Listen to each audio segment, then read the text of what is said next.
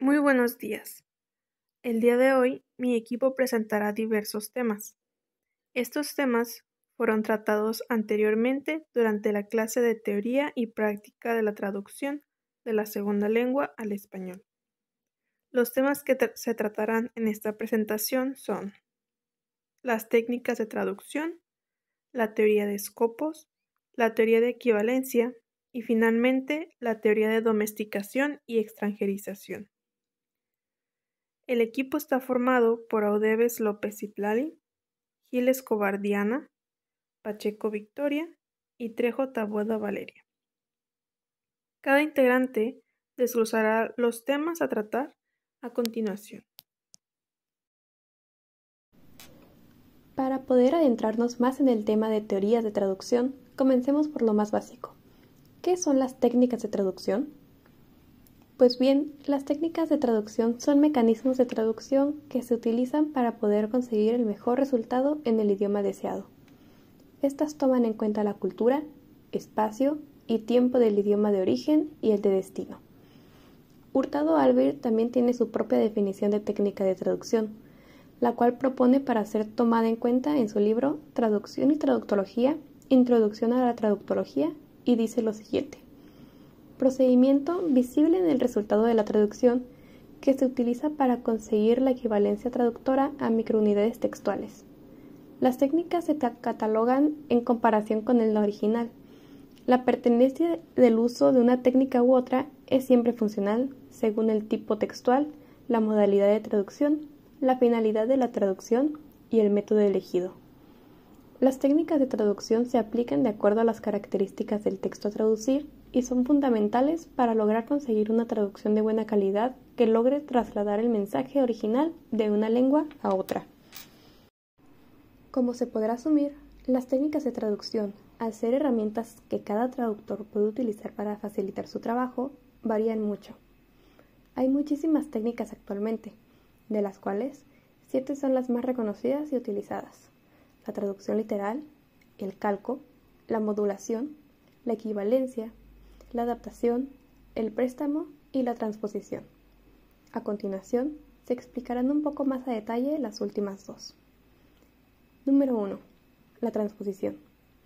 La transposición trata de cambiar el orden de las palabras, reestructurando las estructuras sintácticas para así ajustarse mejor a la lengua deseada. Esta aplica cambios en adjetivos, verbos, pronombres, sustantivos u otros sin modificar el mensaje del texto original. Por ejemplo, la frase before I come back a antes de mi regreso, donde en la traducción cambia el verbo come al sustantivo regreso. Y como número 2, el préstamo.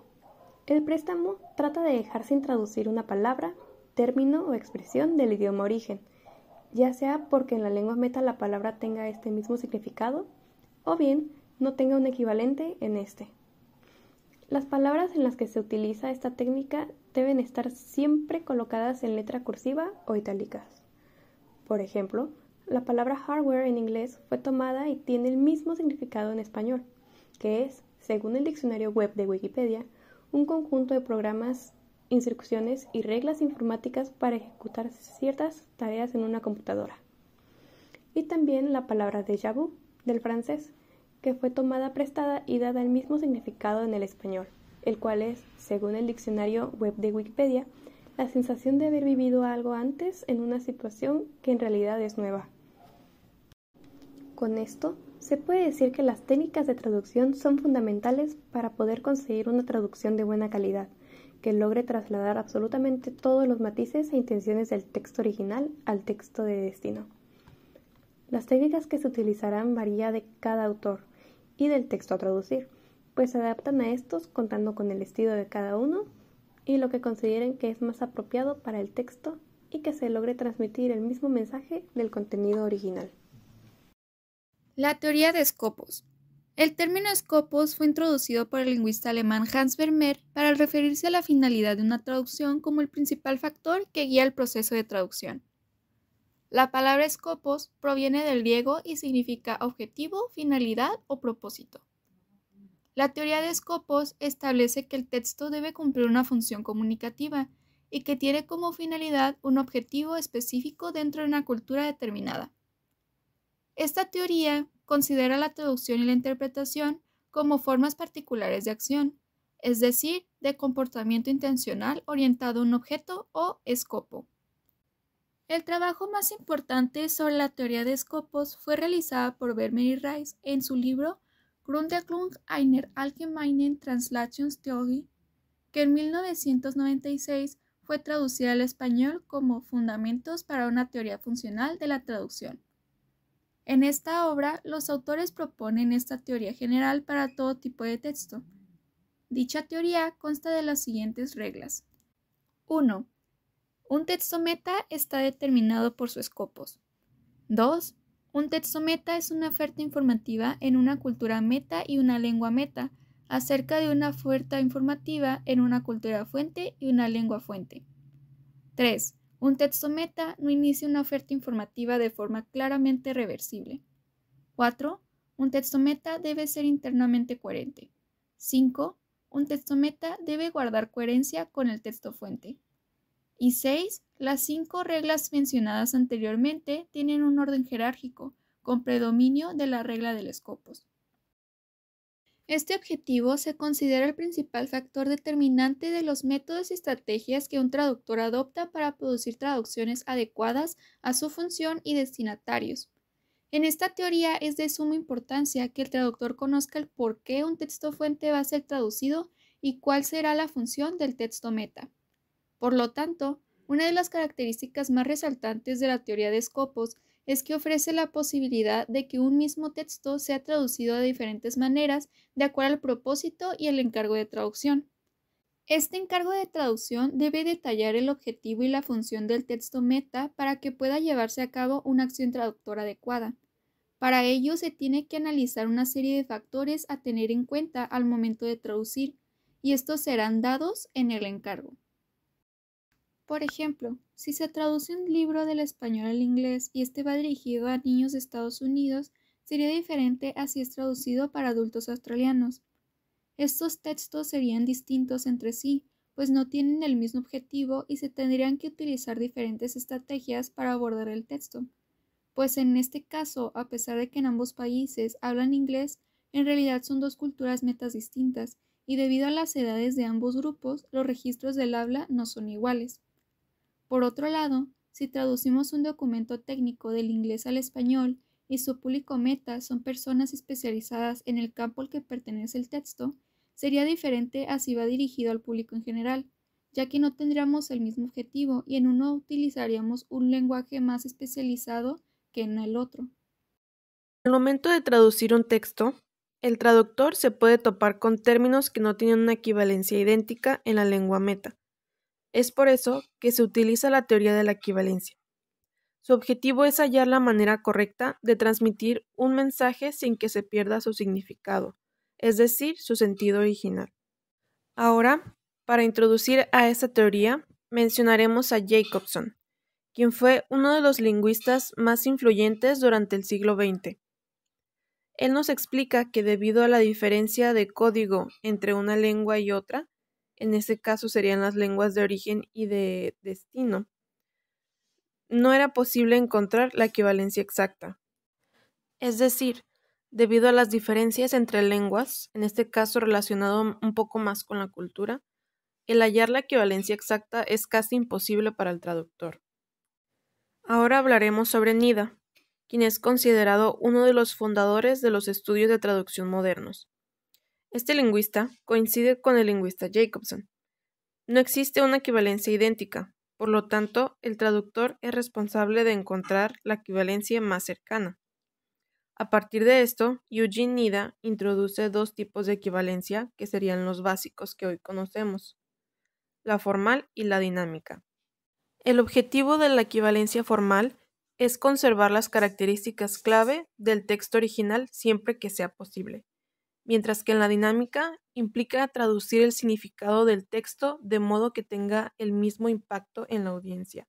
Entonces, mientras en la equivalencia formal se busca una correspondencia exacta, en la dinámica se centra más en obtener la misma comprensión del mensaje.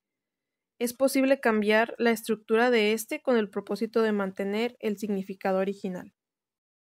Ahora, para comprender los dos tipos de equivalencia, ya sea la formal o la dinámica, los vamos a ejemplificar.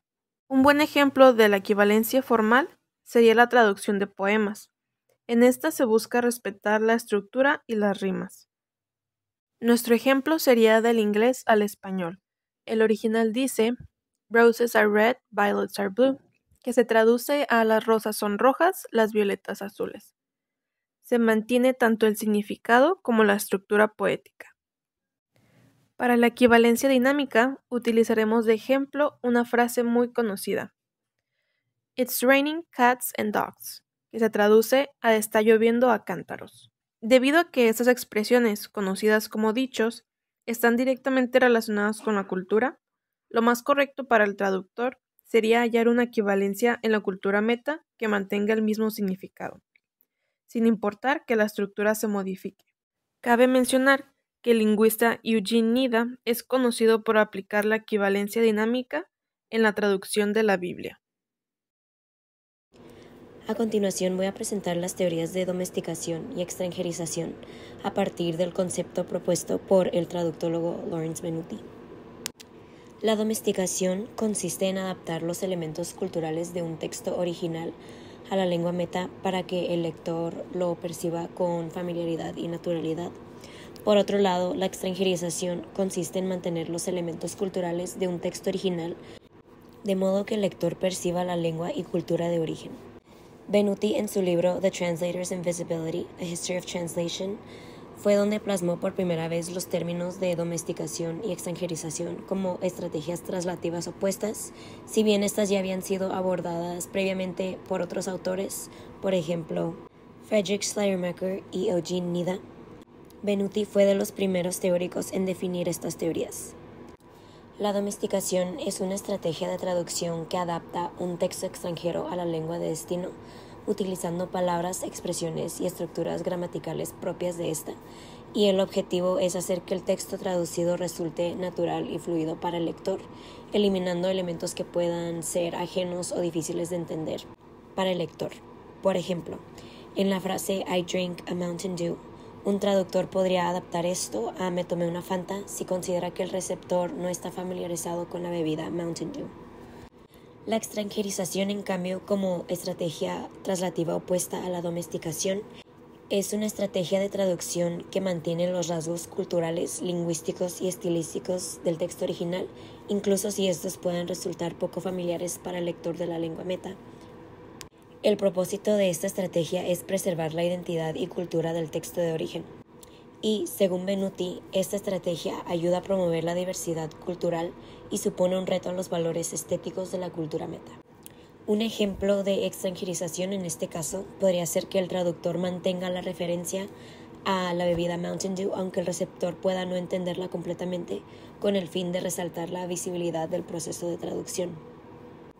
Con la extranjerización, al conservar la sintaxis y la semántica propia de la lengua origen, pueden surgir traducciones un poco menos fluidas, pero más fieles y auténticas al texto original. Otros autores que han abordado estas estrategias son Friedrich Schleiermacher. En su ensayo sobre los diferentes métodos de traducir, plantea la idea de que el traductor puede acercar el texto al lector, esto sería la domesticación, o acercar el lector al texto, que sería la extranjerización. También tenemos a Antoine Bourmont en La traducción y la letra o El albergue de lo lejano. En este texto él defiende la extranjerización como una manera de respetar la alteridad cultural en la traducción. Y por último tenemos a Gideon Toury, que desde su teoría de la traducción descriptiva, él analiza y estudia cómo la elección entre extranjerización y domesticación varía según el contexto sociocultural en el que se produce la traducción.